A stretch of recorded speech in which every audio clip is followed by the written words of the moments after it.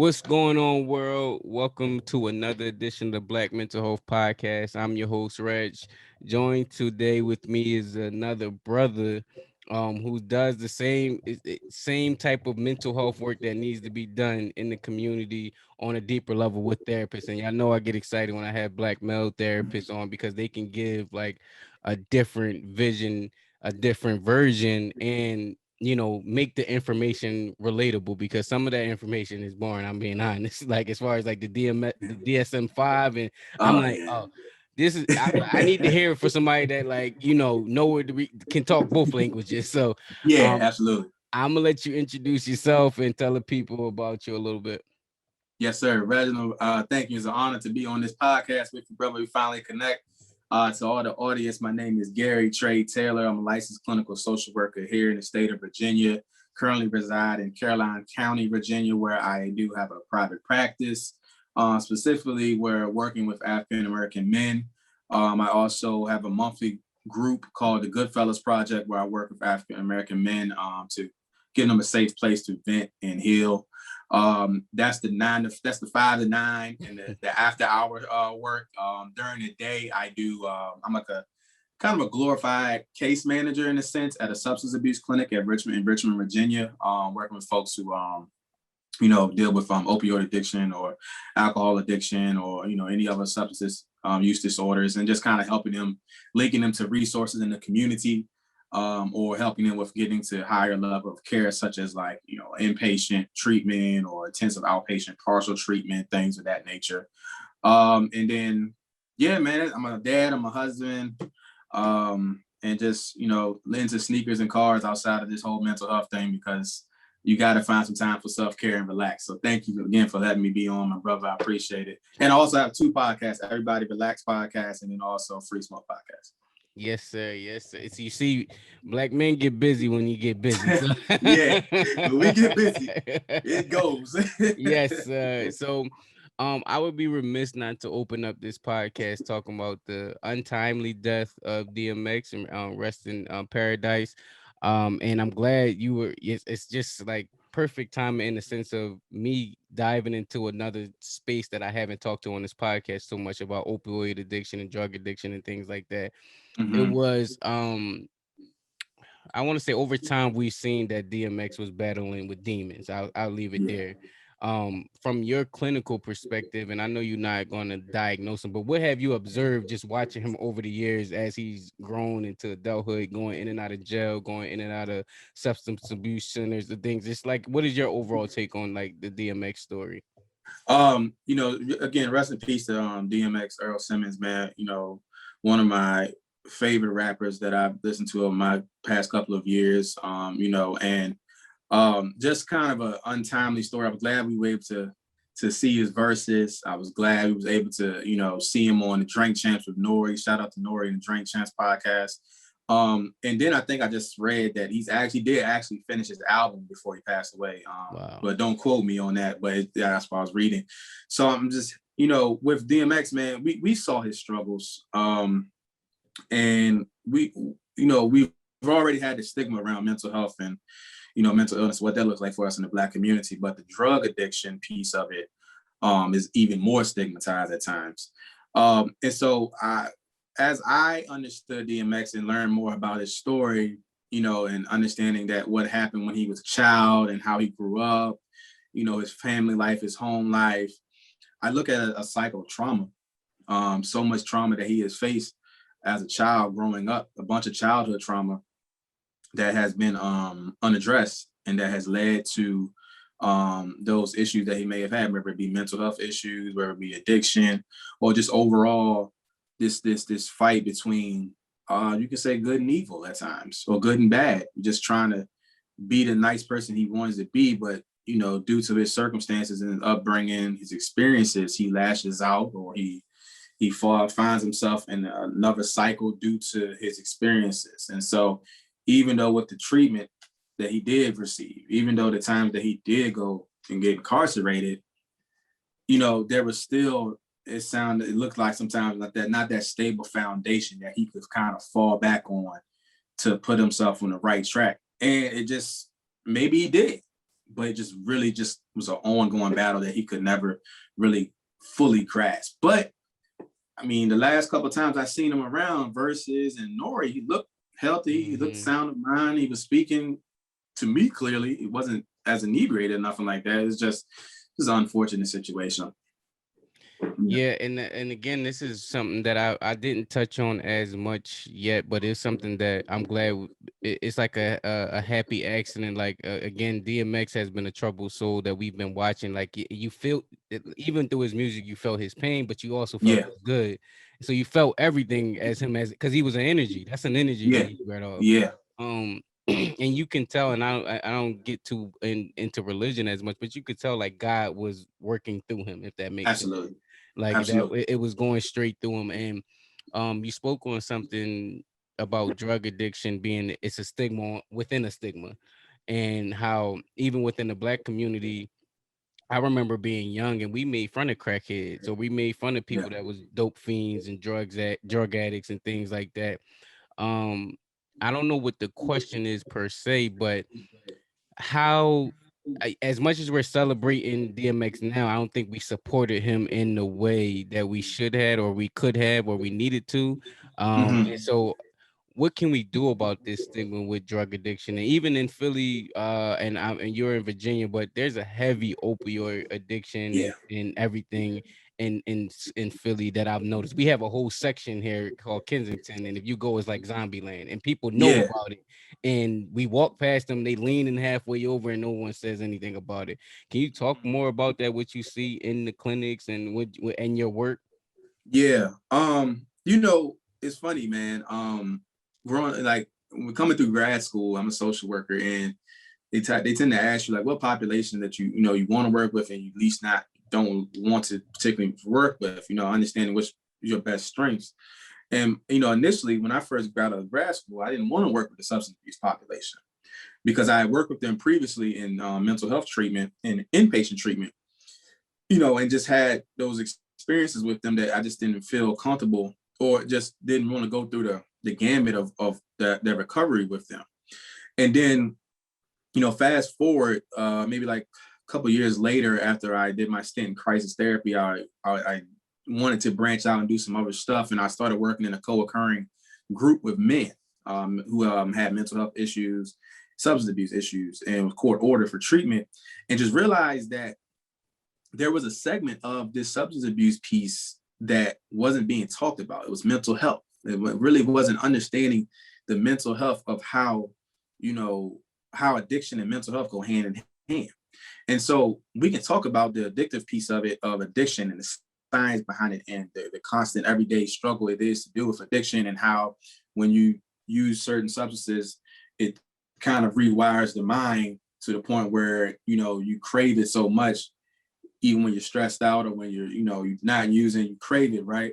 But the mental health piece of it was missing. And so now working in a clinic 20, you know, for the last almost 2 years now, and working with African Americans, because the opioid epidemic is heavy down here in Virginia as well. And the crack epidemic is heavy down here as well. Um, and what I've seen is some resilient, like this savvy individuals, man, that have been went through some stuff, man. I mean, went through some, stuff, man. Like they tell you their story, and you like, it's amazing that you're still alive. You feel what I'm saying? And you know, we have a lot of impoverished individuals, homeless individuals, and you know, folks have been struggling with addiction for 20, 30, 40 years. You feel what I'm saying? But still at it, just trying to get it better, trying to make it happen. And they'll tell you family, friends have given up on them. They don't know what to do. They tired of, you know, giving helping them, and then they relapse, or they go back into the same old cycles.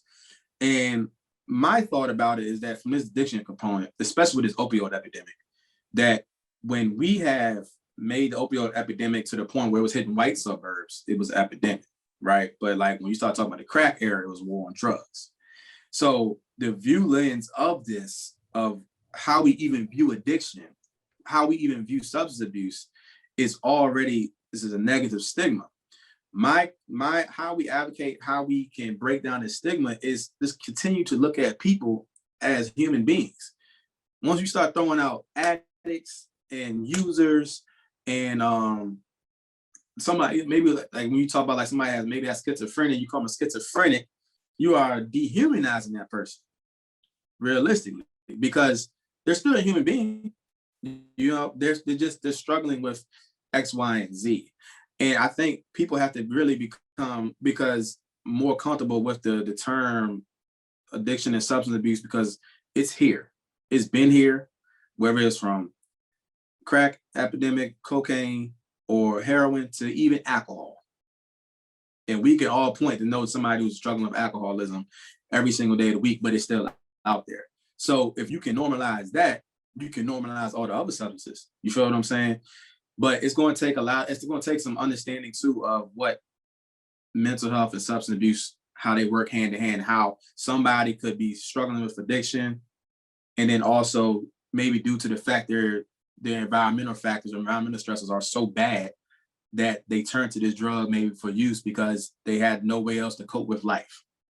And I think it's till we start to really understand mental health, what that looks like, that we can better understand addiction and substance abuse to reduce that stigma. But they work hand in hand.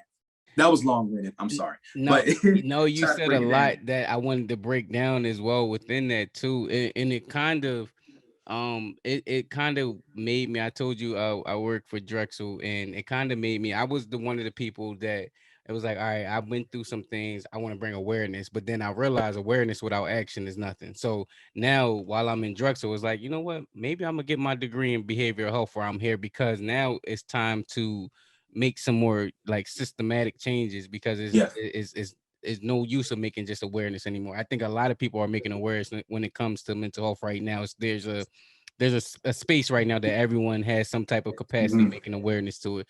But going in towards addiction, um, it's two things I want to ask, and then you can answer them both at the same time, or they're probably intertwined in some type of way. What's the biggest misconception about addiction that you've noticed that it's like, oh, y'all have it all wrong when it comes to addiction and like substance abuse? That's probably one right there, like not knowing the difference between the two. And then the other part of it is, what can family and loved ones do to support someone who's battling with these things? Because it's hard, just as it's hard as it is on that person. It's just like the person that go to jail.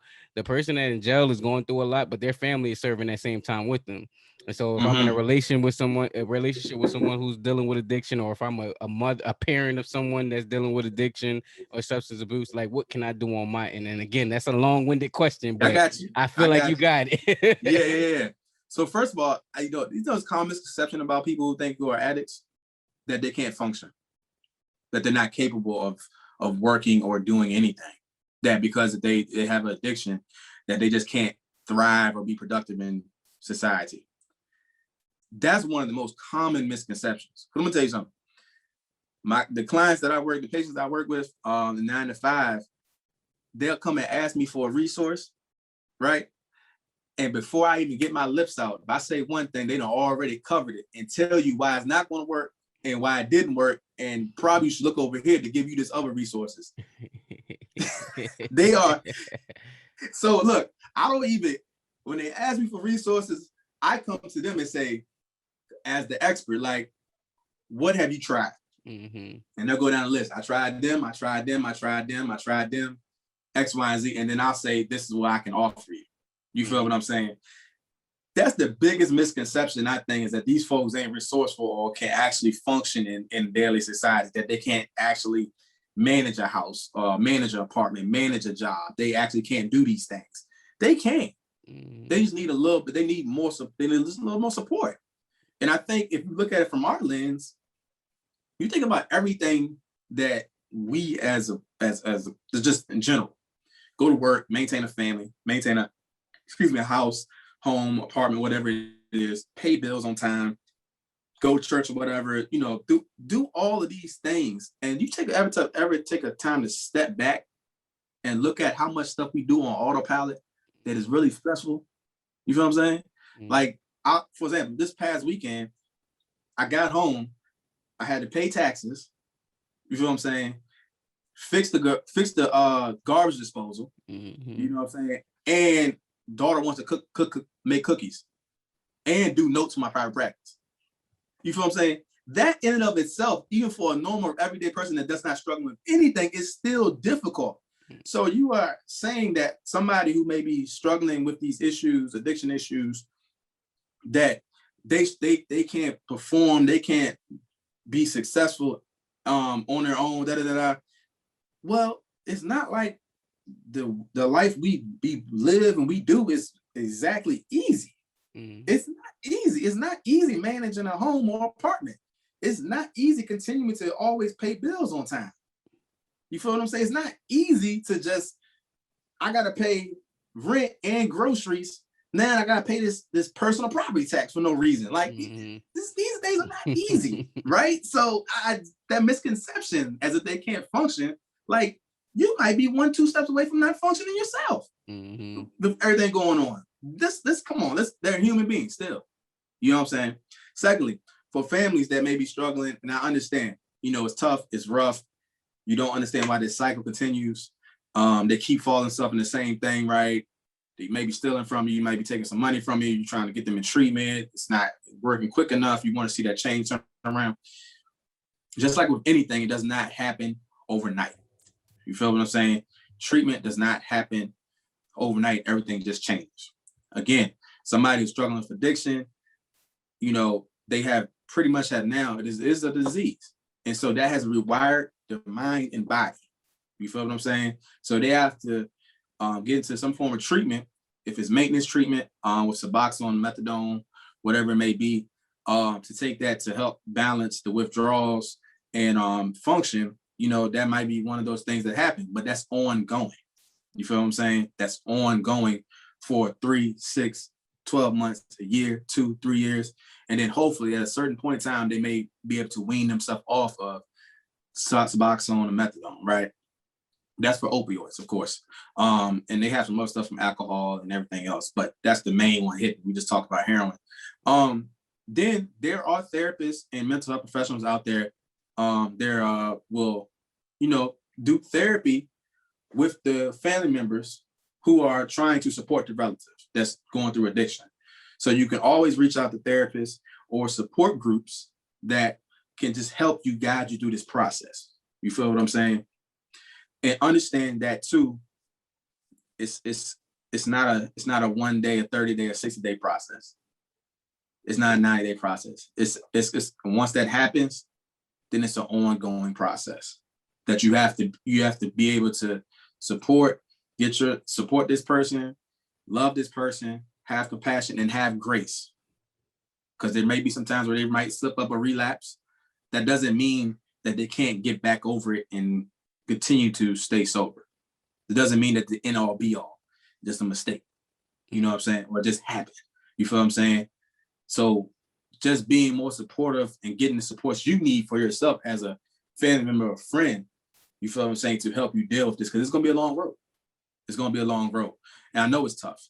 And I'm just speaking from the professional and working in the clinic, and then as seeing it, you know what I'm saying? So I can't really speak from a real life perspective, right? As far as real lived experience, somebody who's dealing with addiction. But I do know these resources out there, and I do know that it's not a linear process, and it's going to be kind of almost like it's going to be a lifelong thing sometimes. So you got to be prepared for the long haul. So. Yeah, and thanks for the information, because I know it helped somebody in the instance today. You said something again, and I'm just going with the flow because you giving great off information, Yeah. but and this is probably going to be the title of the podcast. But you said they're the expert in their addiction. Can you go in deeper on that? Like I don't know if you went right, you ran her over, and I'm like, ooh. Oh yeah. I say they're the expert in their addiction, man, because they know their bodies and they know, what they can do and what they can handle. You feel what I'm saying? And I always treat clients as the experts because they're the ones getting treatment. I'm not giving treatment. I'm just giving you sound advice that I get from a clinician The doctor is giving you advice based upon his research and knowledge base. You feel what I'm saying? But you're the expert in your care. You're the expert in what you got going on. You feel what I'm saying? So, like I said, when I give them resources, they'll tell me this ain't working. That ain't work. That ain't working. I already tried them. You feel what I'm saying? Or telling the doctor if they're on it, like, you know, you gave me this such and such. This is not helping. This is not working for me. You feel what I'm saying? I'm still feeling symptoms of withdrawals, or it's giving me some form of, you know, side effects. You feel what I'm saying? That's why I say they're the expert on their addiction at that point. You know what I'm saying? Especially ones that's been in care for a while. So you have to treat them not as if they're an addict, but they're human beings and people too that still understand and know what they got going on, what's happening. You feel what I'm saying? And they're very blunt. They're very blunt, honest. Let me just start from today. People with addiction are like honest. Like they're going to tell you, and they can tell if you playing around with them or you just trying to throw something at them. Mm-mm. They hip to all of that, because you got to think they can go if they still using or whatever, they can go out here and find money to get what they need to get that, to meet that expectation of being high. Like that's a resourceful person. So you have to figure out how to. So when you come in there, provider, doctor, clinician, or whatever, don't be beating around the bush trying to do this, that, and the third. You gotta be straight up honest with them, because they can read you from a mile away if you're playing around. And that's why I say they're the expert on that. They can probably be social workers and mental health professionals, really, or peer specialists. That's why they make good peer specialists, because once they went through that process, they can spot it, man. It's just boom, comes just like that. So that's why I say expert in it, and understanding all of it. shout out to all my peer specialists, community health workers, people with lived experiences, because you may not have went to the school, but those people that they lived through it, and it's like, yo, I got this expertise in this manner. Yeah, I can help support the mental health system. So shout out there. I just went through the training, so I had to shout them out. yeah. Shout out, man. Shout out to the peers, man. They can reach better than sometimes we can reach, and I'm happy for that. You know, I'm happy for that. So please, yes, by all means. The last thing on addiction, because I feel like you gave a lot of information, of valuable information. So I want to make sure I sum it up with, what's the difference between substance abuse and addiction? What's the difference between substance abuse and addiction? Yeah. Addiction is the act of, like, you're addicted to this actual substance and you're constantly using it to be able to cope with life, or you need it because you might go into withdrawals if you don't use it. Right? That's addiction. And you can be addicted to anything. Like, good or bad. Good or bad. Good or bad. You know what I'm saying? So you could be I'm drinking coffee. You know, someone might classify this as a caffeine addiction. You feel what I'm saying? If it starts to, interfere with my actual daily activity, where I'm like fiending, I'm just like all the jittery and not functioning, that moves into like that kind of right there. It moves into that substance abuse disorder. And so addiction is kind of like the byproduct of the substance abuse disorder. Okay. The substance use disorder goes into like your opioid use disorder, alcohol use disorder. I think there's a cocaine stimulant use disorder, things of that nature. Those are your classified DSM-5 disorders, which addiction is a byproduct of that. But again, you can be addicted to anything, good or bad. So that's the kind of the tool, the kind of symptom of the substance use disorders. Okay. So we delved into a lot in this short amount of times. I want to go back just a little bit to say, but how did you even get into the mental health field? Like, what inspired you? Like, what's the story behind all of it that led you to who you are today, and what all of the great things that you do today? Man, well, I was supposed to be in the league, playing with LeBron. No, I had hoop dreams, man, but that kind of fizzled out. I wasn't on top recruiting, nothing like that. I just played ball, love basketball. What happened, man? I was at Virginia Commonwealth University here in Richmond, Virginia, and I was taking business classes. I did my first year at Fayetteville State University in North Carolina, majoring in business, and wanted to own my own business. And that's what I was working on. And went to VCU, major in business, got to these courses, went from a 1 to 25 teacher-student ratio to 1 to 200 teacher-to-student ratio. Wow. Got a kind of a culture shock and just really wasn't doing well in my business classes. And but I had minored in psychology and really just took to psychology and was really fascinated by it and just was like, man, you know what I'm saying? I think I'm gonna make this my major.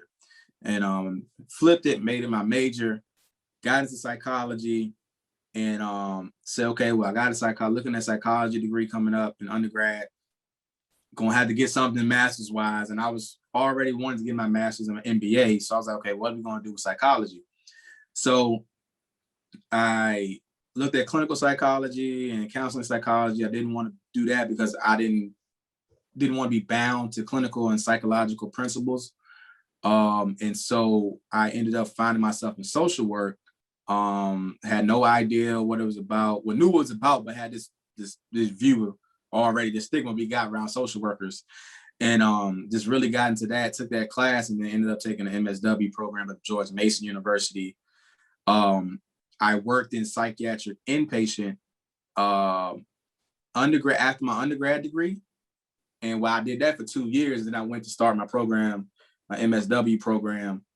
And yeah, so that's how I got started into the mental health field and just really learning and growing and seeing things up front in the psych inpatient, then really wanted to take that further with the social work degree, and then the rest is kind of where I'm at today. Still kind of crazy because even my 16, 18-year-old self, I wouldn't, 20-year-old self, like I didn't see all of this. You know what I'm saying? So yeah, that's the start. I believe you. I say the same thing. I think all young black men have some type of entertainment dream, whether that be rapping, sports, acting, something. You have some type of entertainment dream, and then it hits you wherever. It probably hit you later than it did me because I'm small, so I was like, all right, man, they 6'4", 6'8", 7'5". Yeah. Like, bro, it's not gonna happen.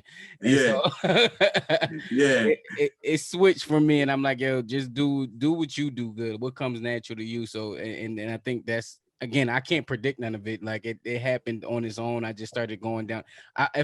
When I started this podcast, bro, I was not going to become a therapist. I wasn't becoming it was like, no, I just want to interview people. But as I started to grow into, I'm like, man, this stuff is so more and more interesting because you actually care about it and you start to dive into it. And it's like, I guess I'm about to go this way now. Yeah. But you know what's wild? It's ever growing, right? Like, I'll tell you this, like when I was a teenager growing up, I will say this, I always ask the question, why do people behave they behave? Same. And I was like, why do they do that? And it was always there, right? But I was like, I never thought about this field as a route. I still didn't see myself as a therapist, Reginald, probably until 2019. 2020, and still to this day, even though I got a private practice doing therapy, I still battle with, like, I don't want to be a therapist. I want to do macro. I want to do more policy related work. You know, I want to do X, Y, and Z. Yeah. You know, I want to do what you're doing. You feel what I'm saying? And I do it, but like the therapist piece just comes natural. You know, so you literally are saying what I feel now. They're like, hey, you coming up on the semester, we're gonna pay for you to go to school, and I'm like, but I don't want to be in a clinical office, like like I don't want to be bound to this room. Like I want to be able to like go in and change the systems and do that. And they like, well, you still can do it with the degree. You don't have to be bound, and you still could do it. So I'm like, it's naturally pulling me in the direction that is going to take me. Same. Hey, bro, you in good company, bro. Because I with the private practice up, I'm still like, I want this to be third. Like, I want to be state level, federal level, doing the policies and stuff like that, man. But you know, when God be calling on you, pulling on you, I know you say you don't deal with religion, but you know, is that oh, dynamic. I deal with God. I don't deal with the section offs of religion. Like, all right, well, Muslim. Oh, okay, I support my brothers in Muslim and Christian. I support. Yeah. I deal with God. God is. Okay, good. Okay, I just want to make sure, you know what I'm saying? So I'm Christian, and so I just, you know, I really believe in that type of stuff as far as like wherever you want to take you, you're going to have to go regardless. No matter how much you put it off or keep trying to sidetrack, and it's not going to work. It's not. It's You not. know what I'm saying? So, And the yeah, pathway is opening itself up and it keep pulling. It's like, hey, this is free now. This is this now. And it's like you already took some of these courses and classes as a advocate. Why not yeah. just make it easier on yourself? Why not, bro? Like, and you know, let me stop. Because you're right. You're But definitely right, bro. You're definitely that right. to turn it, that's one of the questions I had for you. So that was one of the reasons why I didn't want to go within the system, because how do you play the role of a black man and still like change the system? Like the system is like structurally in a certain way. You know what I mean? I Yeah, struggle with that because I'm like, the system is the system. Now, how yeah, do I navigate the system to change it or uh add to it so that way it's the beneficial of our people? If you, if that makes sense, you get what I'm trying to say? yeah. You have to because I've always been the black male in these spaces, man, since uh 2011. Psych inpatient. It was a couple. It was maybe like one or two of us in my first job as a mental health tech. Then when I went to start doing crisis therapy, where doing assessments on folks who may be suicidal, homicidal, or psychotic, in psychosis, and putting them in psych inpatient or not, I was the only black male on my team. I had black women around me, but it was mainly like it was a couple of black women and the rest of them was black, white women. You feel what I'm saying? And then in my clinic now, I'm the only black male clinician, department, only black male clinician. And it's tough. It's rough, man. But my thought pattern is, and I've been more vocal as in later years about this stuff from a social justice aspect, but you have to step back and look at it from a perspective of that when those black folks do show up through the door in those spaces and they see you, they automatically will hopefully the weight will be lifted off their shoulders. You feel what I'm saying? Because there's a black clinician right there. And I can go to this black clinician real quick and talk to them about whatever's going on, whatever's happening, and they will understand me fully, as best they can, better than another white professional would be able to. Not knocking any other white professionals, but it's something in relatability that we have that connects us. You feel what I'm saying? That I think personally is spiritual in nature, but it connects us. And so that kind of helps you to continue to navigate. You feel what I'm saying? Navigate those spaces when you're there, because you're a pillar to anybody who may be going through what they're going through, that they can come and talk to you and have a black clinician. It's even freer for freeing when you have your own private practice or you're in practice and somebody can see your profile on Psychologist Today or you know what I'm saying, whatever the platforms is, say, oh, it's a black professional, look just like me, I can go to them and see that. You feel what I'm saying? So, and then with that all being said, and all the DEI initiatives coming out, stuff like that, even though some of it that's performative and things of that nature, we can speak from the black experience with hopes that the system will see that and say, okay, we need to create better programs or better institutions to help black professionals, social workers, mental health professionals, LPCs, counseling track, whatever it may be, psychiatrists think we're only like 1 or 2% black psychiatrists out there. You feel what I'm saying? Even though we're more black professionals are coming into the space, it's still heavily dominated by white women. Black women are killing it, and the brothers is still there, but it's not too many of us. You feel what I'm saying? So even when that too, navigating that space, there's Facebook groups, of course, and then, Instagram of guys of just black clinicians, black male clinicians out there, connecting with them across the states and stuff like that, and being connected, having that support system with them as well to navigate those spaces. And I think from that and all of that being said, you hit on all the things you need to hit on in order to navigate these spaces, show up for your people, and also dismantle the systems that continue to, plague us and our people. You feel what I'm saying? It's a triple entendre or triple play at this point. Yeah, no, I agree 100%. That's why what we was talking about with God pulling you in a direction is like is you checking off so many boxes at once that you need to be in those spaces because Yeah, it's going to automatically just that number alone, like you said, 1 to 2%. It just like that needs to be changed, and you by going the path that is already set for you changes that narrative instantly, like adding towards the changing movement of that number. And so having that presence and that voices and talking to individuals like yourself, because it's like, no, I understand exactly, but this is I'm yeah, in it where you about to go yeah, down. I'm in it currently, and this is why you yeah, need to be in it. yeah. You know, even though we talk about being present and from a mindfulness perspective and just being present in the moment, right? When we are attacking these systems and where we are today, whether it be just being a clinician, being a professional, social justice, systematic issues, we have to understand that us by doing that is going to free up future generations. Mm-hmm. And that's a heavy concept to think about and to take all in and say, what, like I'm going to be the catalyst to help this generation, Mm-hmm. but it's true. You feel what I'm saying? It's true. And even if you stepping into the clinician field, right? Because that was one of the reasons why I needed to. I wasn't gonna get my license. Mm-hmm. I was in grad school. I was not getting my license. Forget that license.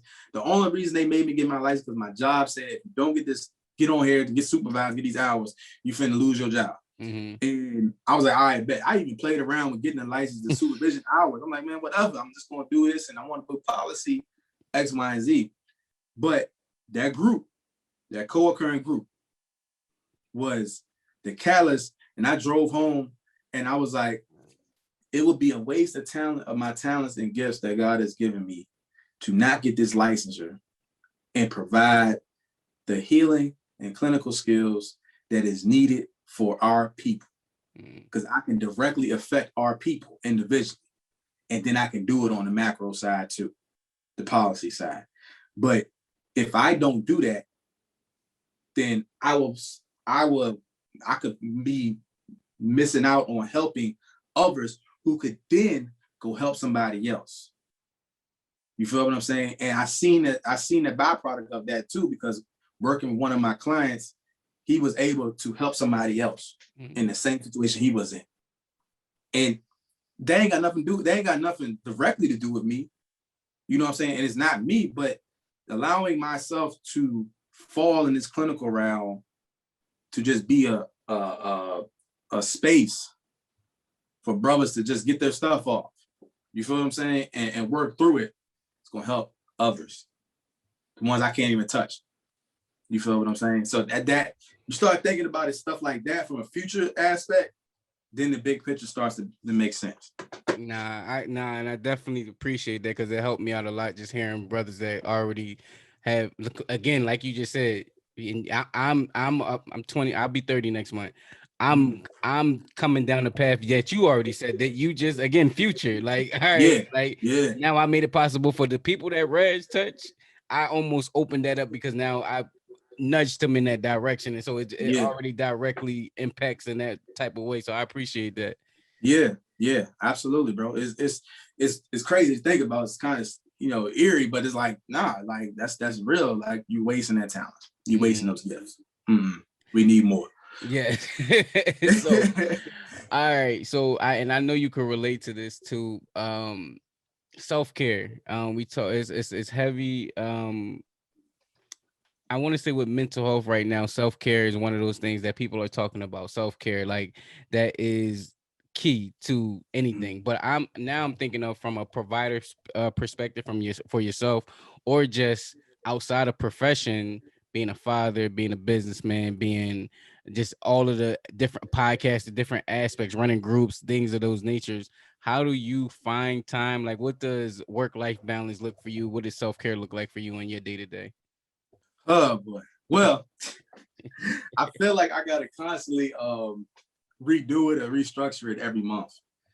I haven't been doing the best of it in the last couple of months, last couple of weeks, because I've been super busy, whether it be podcasts, trainings. Trying to finish up this EMDR training and speaking engagements and everything else going on, right? But for starters, I have a therapist. So I have my own therapist as well to help me with whatever I got going on. And I started with him in 2019, after the year after my grandmother's passed in the same year in 2018. And then my uncle passed that same year in 2019 after that. And so it kind of just was like, all right, you might have to do something, because what was happening was that I was being more irritable and just didn't have time for myself, and it was coming back out on my family. You feel what I'm saying? My wife and my daughter, and I didn't want to be that person. And I still had some stuff that I needed to deal with from age 20, 25, that I still was holding on to and hadn't fully processed anyway. So I found me a therapist,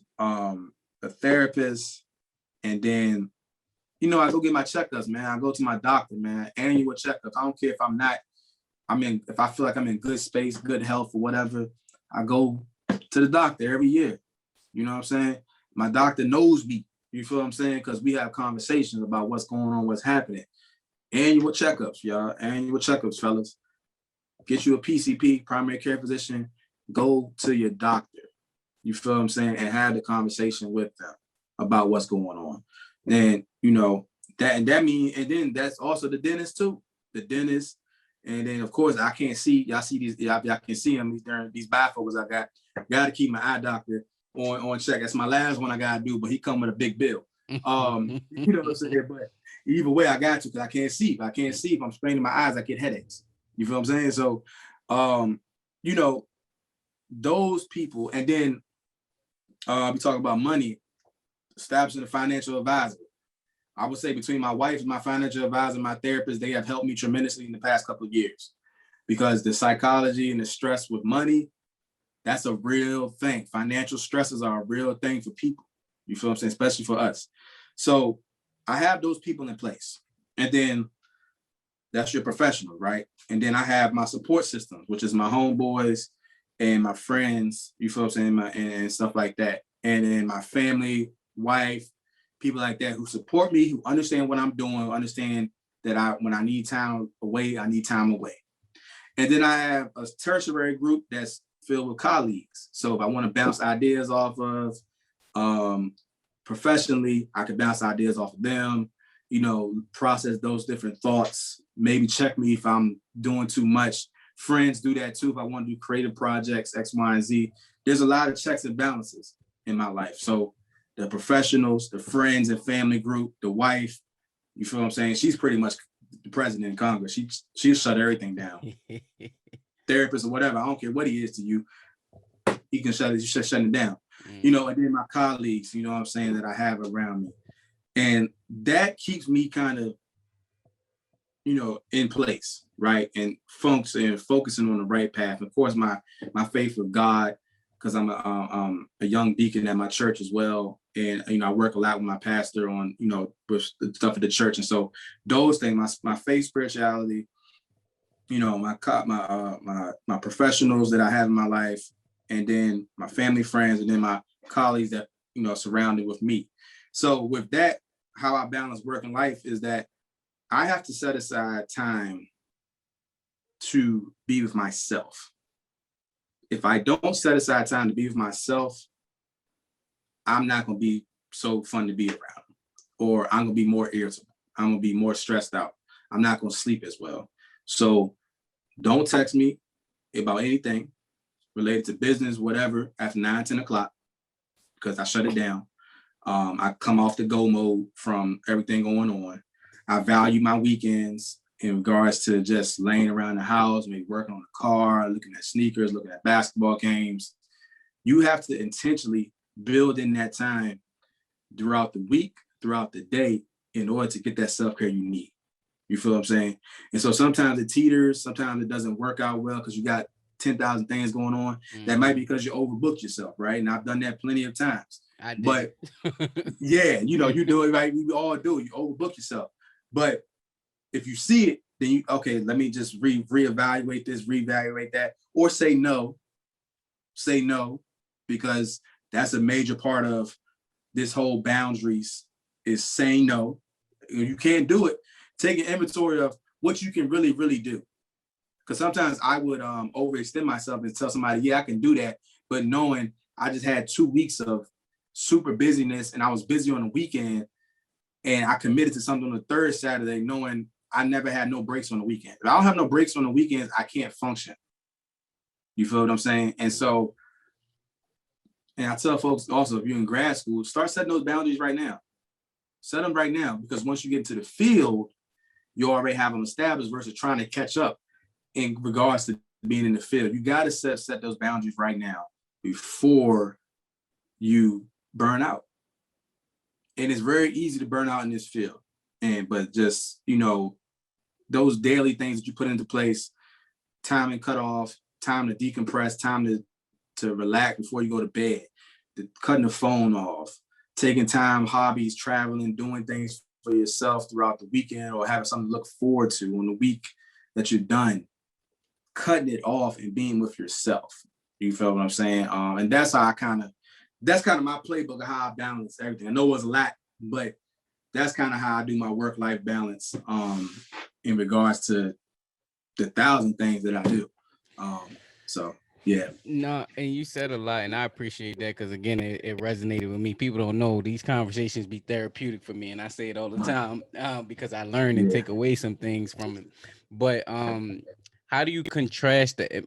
Or I don't want to say how because you just gave the how, but one of the biggest misconceptions that I had to debunk for me was the hustle, hustle, hustle mode that they preach with Yes. entrepreneurships and business, and it's like, no, you gotta hustle, you gotta get it, no team, Yeah. no sleep, you gotta get it. Yeah. That one and it was conflicting beliefs. You can't believe in self-care and you can't and believe in hustling at the same time. It's conflicting Mhm. because they cancel out each other, Yeah. and one is Yeah. supposed to support another. So can you talk about that mindset that everyone had to debunk over time, or people are still probably on that hustle, I gotta Yeah. get it mode? Yeah, man. You know what, man? I was on that same wavelength, man. And I come to find out, man, um, it what's gonna happen is that sooner or later, the body is going to shut you down. Mm-hmm. So, because the body and the mind gives off warning signs. It could be something like headache, stomach ache, a little pain here, pain there, sensitive to something that you usually wouldn't be sensitive to. Hey, shut it down. Shut it down, champ. You're doing too much. You're doing too much. And now we keep fighting. I used to have I had a second win. You know what I'm saying? I would be going so hard, right? And then I would get another extra win. You know what I'm saying? To even go harder when I was on empty. So I knew how to operate even when I was on empty. You feel what I'm saying? Dangerous, dangerous. You feel what I'm saying? Because it's start affecting you physically and mentally. And so my man's told me he's big into entrepreneurship, and he was just like, look, you should be able to step away from your brand of business and then operate itself and run itself. And you should be able to come right back to it like you never left. And that has resonated with me ever since he told me that. He was like, because if you can't step away from it and it still thrive, then you're not doing what you're supposed to be doing. And I was like, dang, that makes sense, because if you branding yourself and doing the stuff that you need to do that they can run efficiently by itself, you should be able to step away from it for a little bit. So I should be able to step away from my podcast and still get listeners, still get spins, because I built it up enough to the point where I don't have to put out nothing. It's still spinning, people going through the rest of the old episodes, and I come right back to it like I never left. And then also the other thing of it is I talk about is understanding that okay, scheduling, right? Scheduling, saying no. It's so much work and demand out here that you can literally, that you're not going to be able to knock off and achieve everything. You just not. All the work is going to be there after you take the 2-week vacation. It's still going to be there because it's so much work that needs to be done, especially if you're in this field. There's no sense of even worrying about how many clients I'm going to get or how many this, that, and third, what I'm going to do with my business, my practice, if I take time off. It's going to be there. The demand is there. People need help, and people going to continue to need help. And it's the thing about it is that I can't worry about this today if I can put it off tomorrow? What's priority right now? You feel what I'm saying? Family, my self-care, boom. Well, God, family, my self-care, and then that's it. You feel what I'm saying? If I can't fit it in today, get to it tomorrow. It's gonna be there tomorrow anyway. You know what I'm saying? And so the grind culture, man, I think the grind culture we have to unlearn it because it's everything that American society has taught us, that we work hard, pull yourself up by the bootstraps, and you'll get your house and you get your white picket fence and you get your great job with a pension and you retire, you know, and you do all of that. But it's like, but at what cost? Family, health, mental health, finances, being not happy or stuck in a dead end job, it's not worth it. And again, if you don't put in the boundaries now, how are you going to handle the success when it comes? You're gonna be exhausted, and then you're gonna lose it. Man, that's a word. That's a So, word. yeah. Like, that, and the crazy part is, man, and I know you're gonna agree with this because I could just feel it. When I started doing self-care and taking breaks, and it's like I made more money when I took breaks than I was working hard. You get what I mean? Like, it just because you work hard don't necessarily mean that you're doing stuff that will impact you Yeah. exponentially. Like, Yeah. it doesn't just automatically equate like that. Like, Nah. you Working can hard is do nothing. right. You know what I'm saying? Yeah, working hard for nothing. You just expended all of this energy instead of like finding ways to do that same task but in an easier manner. And I used to look at it like, oh, you ain't working, you ain't trying. And it's like, nah, it's just different ways of doing it. And it has worked for me. Like, my mind is freer. I'm able to spend time. I'm not as agitated. I've learned that exponential pause, like before transition, is like, all right, I'm done work. Let me take a little Yes. 10-minute break, Take a then little go. yes. Yes. I tell people about that all the time. You know, you have to take the decompression mode. Like, we just jumping into that's the one thing the pandemic has helped though. You know, outside of everything else is just, you know, messed up. It has made us pause because we was going boom, boom, boom, boom, just like that. I'm gonna go here, then I'm gonna go this, and I'm gonna go that. It's just like you don't have time to sit still and pause, right? The other thing I say is too, understand and know where you are your most efficient at during the day. You know what I'm saying? There was a time in grad school, like I could get off the 24-hour or the staying up all night writing the paper. You feel what I'm saying? Then I kind of, had a child, you can relate to this, you got two. Hey, listen, ain't no late night up and I can't focus, I can't do anything. It's only one thing. Family good, the child is good, okay, we good. I'm going to sleep because I don't want to do that for you. You know what I'm saying? Understanding where you're most productive during the day. So if I know I'm most productive during the day between the hours of 10 and 2, then I am going to schedule my busiest stuff between 10 and 2. I might give you a little hustle off the 5 to 9, but I know after 9, it's a wrap for me. So ain't no point even trying to deal or answer anything after 9 for me. But morning time, afternoon, I'm on it. You feel what I'm saying? So you got to understand, prioritize, and that's how. And you know, I developed that when I was writing my book, because we talk about working harder and working super hard and grinding. You'll be messing around and like writing something right late at night because you're not fully focused, or no, you're just too tired. You just writing whatever. You done wrote 3 pages or whatever. You come back to it in the morning, delete and it's horrible, and delete all of it. So now you just wasted that time, wasted that little bit of energy you did have. And as my man Currency Spitter said, waste my time, your time, and you cannot get the energy back. Can't get that minutes back. You can't get that minutes back, yo. So yeah. Nah, I appreciate that, man. And that's always a daily reminder of like just make sure you take care of yourself, because it really is like important. Self-care is so important in a real way too. Yeah. I don't have any more questions, but I can't leave off without asking you about one, fatherhood, and two, black love. Those are two cornerstones that I believe in tremendously. Like I take those roles too seriously because I feel like they're the foundational pieces of why the black family needs mental health in general. Like we got to start with that foundational piece. How has that been for your mental health? Being present as a father, being in a stable relationship. How has that been for you? Oh man, it's great. It's great. It's amazing. I can go to the dealership and say, "Hey, I'm coming back later. I got to talk to my wife first." No, I use it too. You know what I'm saying? Nah. But it's you know what, man? I'll say this about fatherhood, man. You know, I talk about it.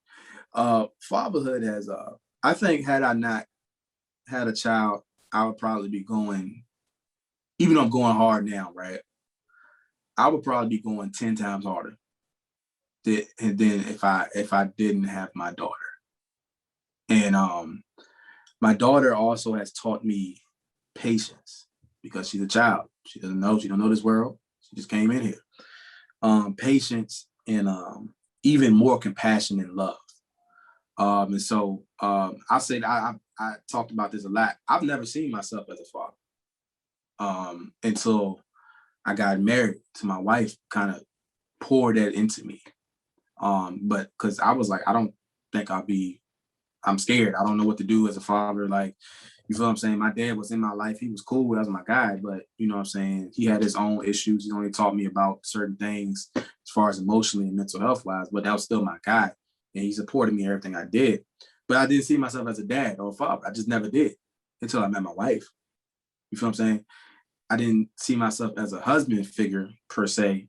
And, you know, I was think I was good in a good person as far as committed relationships, but as far as a husband, wasn't until I met my wife.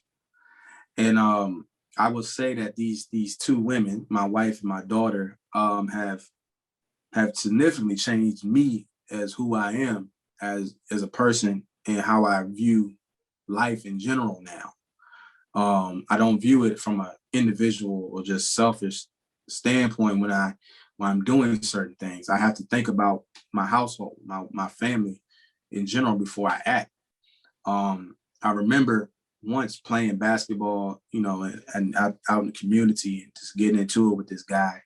And it was like, man, like, you know what I'm saying? I don't need to be going back and forth with this person. I have a baby at home. I don't know what's going to happen here. You feel what I'm saying? Versus back, you know, earlier it wouldn't have been that case. You know what I'm saying? We can go back and forth, just talk all day. But you know, I got a wife at home. I got a daughter at home to be there, and I need to be there for them.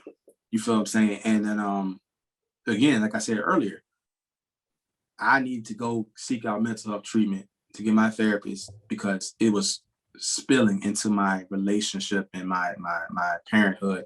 And I said on another podcast with one of my guys when he was talking about fatherhood, and I was telling him, I was like, I don't want to be, if I yell or kind of act out of the normal for my daughter, I'll go back and apologize because I don't want her to be damaged emotionally or feel like she is scared of daddy and she can't bring nothing to me. You feel what I'm saying? So I get real hypersensitive about that type of stuff, just how I parent and how I speak to my daughter, how I speak to my wife, because there's communication issues at times, sometimes for me. You feel what I'm saying? I might not want to express everything because it might stir the pot or something like that. But if I don't speak up and communicate, then, you know, expectations might not get met, or expectations that I have in my head I might not have said don't get met. Now I get irritated or pissed off. You feel what I'm saying? So, you know, marriage, my wife has a lot to do with who I am as a person now, today, and the business and the brand that you guys see. Because had it not been for her saying, yeah, go do that, or speaking life into me, you wouldn't see this therapist. You know what I'm saying? Or you wouldn't see this social worker. You wouldn't see Trey who he is today. Trey would still be stuck in 20, 25-year-old mindset. The daughter, if she wasn't born the time that she was born, you wouldn't see this compassionate, more loving Trey than he was 2025 at 2025. I'm 32 now. So I say, man, fatherhood and marriage has definitely taken a toll and shaped me into being a better person, a better husband, better father, a better man. And I wouldn't really wouldn't trade it for anything. Man, on that note, we got to end right there. That was a great way to end everything off. I've definitely put in all the links to everything that you have going on in the bio and everything. I don't know if you want anything to plug right now. Nah, I think if you plug it in, I mean, Everybody Relax podcast, that's on Apple Podcasts and Spotify, wherever you get your digital streaming platforms. I also have the next podcast, Free Smoke Podcast. Y'all check that out all on the digital streaming platforms. Um, yeah, that's it, man. I mean, I need a speaker facilitator. You know what I'm saying? I'm there for panels. Yes, You sir. know, Yes, sir. We all gonna get that. you over to host King's Corner too for BMH, a Black Man Hill, to get you on there Yeah, too. So we'll talk yeah, offline about it. But on that note, make sure y'all follow, subscribe, leave a review on Apple Podcasts for the Black Mental Health Podcast, and remember that this podcast has never been about a replacement to therapy. It's an alternative place where people share therapeutic stories. Thank you for listening. sure.